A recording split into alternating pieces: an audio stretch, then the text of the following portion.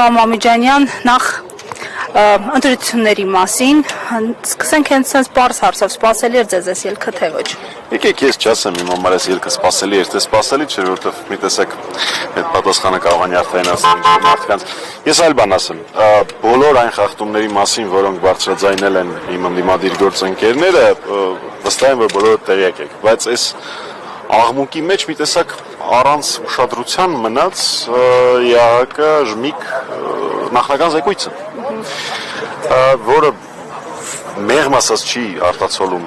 իրականությունը, բայց այնտեղ կան շատ կետեր, որոնք ակնհայտորեն գրված են այն պատճառով, որովհետև հնարավոր չէր ուղղակի չգրել։ Հստակ գրված է, որ այն սոցիալական աջակցությունները, որոնք իշխանություն կոչեցյալները տրամադրել են նախընտրական շրջանում, խախտում է։ Հստակ նշված է, որ Փաշինյանի խոսույթն է խախտում։ Հստակ նշված է, որ արկա էր թիրախավորում, արկա էր ատելության խոսք եւ այլն, բևեռացվածություն, ոնց որ մի քանի տեղ հատուկ գրվում է։ Դրա նախաձեռնողը իշխանություններն էին, դրա նախաձեռնողը իշխող մեծամասնությունն է։ Ուստի սա նորից չկրկնվելու համար գործընկերներից ասածները խախտումները շատ են, ընդդիմադիրները դրա մասին խոսում են, դեռևս շարունակելու են խոսել, բայց նույնիսկ միջազգային դիտորդները տարբերակ չեն ունեցել հաշվի առնելով աշխարհաքաղաքական հետաքրքրությունները, չարձանագրել են հայտարարությունները, որոնք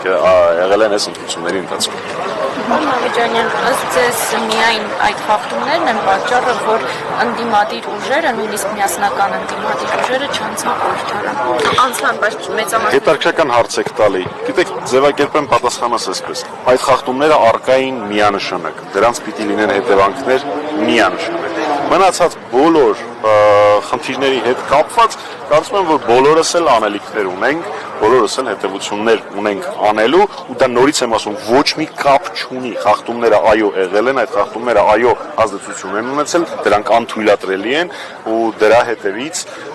բոլորս միասին, որպես ընդդիմություն, որպես հայրենասերներ, պիտի գնանք։ Իսկ մնացած բոլոր այլ հետևությունները, թե ինչ կարելի է ավելի լավ անել, որտեղ կարելի է հետագայում կառավարությունը ավելի ուժեղացնել,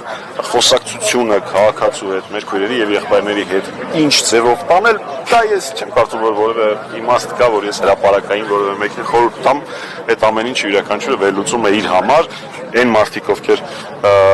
ինձ այդ խորհուրդը լսելու ցանկություն ունեն, ինձ զանգում են եւ այդ խորհուրդը լսում են։ Պարոն Մամիջանյան, եւ հնարավոր է այս իրավիճակը բերի այսպես դարձի շրջանը սյուր լինի եւ հանգեն իմպիչմենթի օրակարգին։ Ես հիմա բավական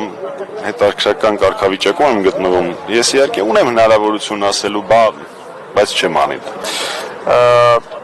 Ամենաշատ ձայներ հավաքած հիմնական ընդդիմադիր ուժի առաջին համարին Արեգ Կարապետյանի երեկվա ասածներից ակնհայտ երևում էր, որ իրենք մեծ ուշադրություն են դարձնում իմպիչմենթ գործիքին։ Հասկանալի, շնորհակալություն։ Մամիջանյան, հիմա օրակարգում ամենաառաջնային հարցը վերցնել մանդատները, թե չվերցնել դուք որպես ներկապահին խորհրդարանում պատգամավոր, ինչ դիտարկում ունեք, ինչ կարծիք ունեք այդ հարցի։ Կներեք, բայց նույն պատասխանը պիտի տամ։ Ես չեմ հասկանում այն մարդկանց, ովքեր գործընկերներին հրապարակային են խորհուրդներ տալիս։